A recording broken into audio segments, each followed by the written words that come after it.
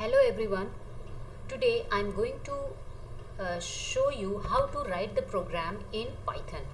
Python में आप कैसे प्रोग्राम लिखोगे ये आज मैं आपको बताऊंगी और बहुत ही सिंपल तरीके से बताऊंगी ताकि आप जो है वो बेसिक स्टार्टिंग जो प्रोग्राम होता है वो आप अच्छी तरीके से सीख सकें और अपने कोडिंग को लिख सकें। मैं एक प्रोग्राम बना रही हूँ, कोडिंग करूँगी कि write a program to find the sum of two numbers. इस प्रोग्राम के थ्रू मैं दो नंबर को ऐड करना सिखाऊंगी आपको। तो सबसे पहले मैंने आपको पहले वीडियो में ही बताया था कि वेरिएबल क्या होता है और प्रिंट फंक्शन क्या होता है, ठीक है। तो उसी दोनों चीज़ों का यूज़ करके अभी हम लोग यहाँ पर अपना प्रोग्राम को डिज़ाइन करेंगे। तो सबसे पहले हम लोगों को यहाँ पर दो नंबर को सम करने बोला है, तो हम लोग यहाँ पर दो वेरिएबल लेंगे ना। We have to take the two variables and third variable भी हम लोग यूज़ करेंगे, क्योंकि हम लोगों को जब भी बोलेगा कि दो नंबर को ऐड करना है तो दो वेरिएबल तो चाहिए ही, लेकिन हम लोग तीन वेरिएबल यहाँ पर यूज़ करेंगे। हम लोग थ्री वेरिएबल्स का यूज़ करेंगे यहाँ पर। कैसे यूज़ करेंगे, पहले हम लोग एक वेरिएबल ले रहे हैं और उसमें एक नंबर को स्टोर कर रहे हैं। जैसे a इज़ इक्वल टू 6 एक वेरिएबल हो गया, उसमें हम लोग ने एक नंबर को स्टोर किया 6। नेक्स्ट दूसरा वेरिएबल लीजिए b is equal to 8। Now third variable किस लिए यूज़ कर रहे हैं, थर्ड वेरिएबल दोनों का सम होकर स्टोर करेगा, ठीक है, equal to a plus b। हमेशा वेरिएबल को ही ऐड कीजिएगा, है ना। तो वेरिएबल को ऐड करके भी आपको वेरिएबल में ही स्टोर करना है। तो c is the variable to store the sum of two variables a and b। Now we will print the show the output.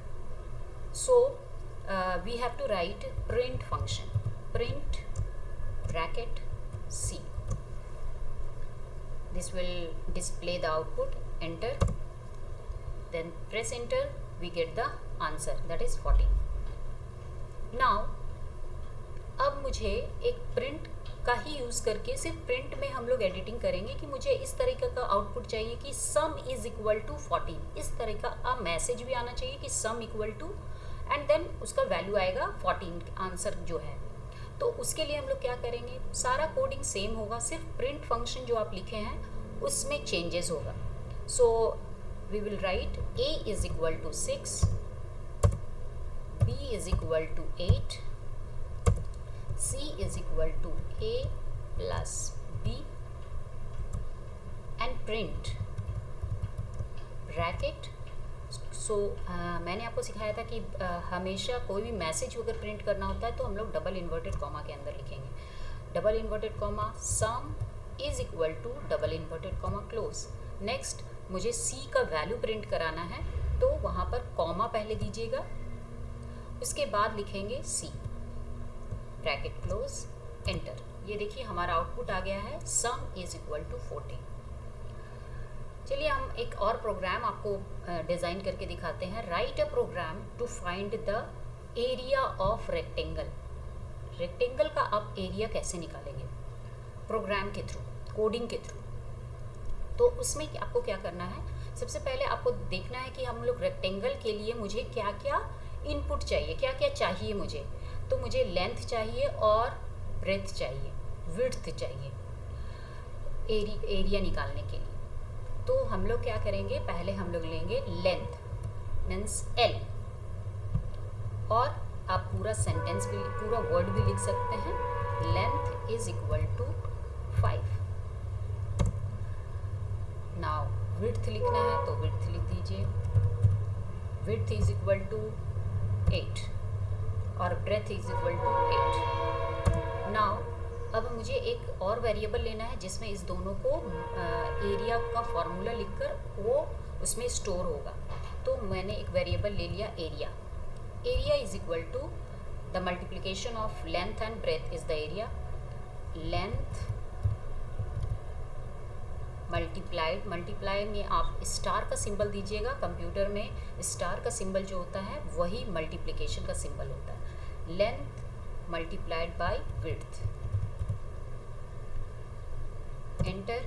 अब हमें इसको डिस्प्ले कराना है, शो करना है हमारा आउटपुट। तो प्रिंट फंक्शन का यूज़ करेंगे, print bracket double inverted comma यहाँ पर आप एक मैसेज लिख दीजिए, एरिया ऑफ रेक्टेंगल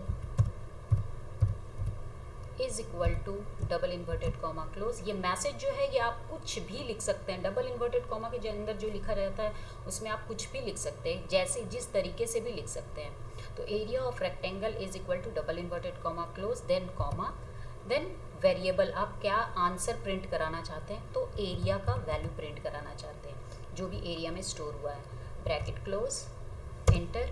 ये देखिए आपके पास आंसर आ गया है, हमारा area of rectangle is equal to 40।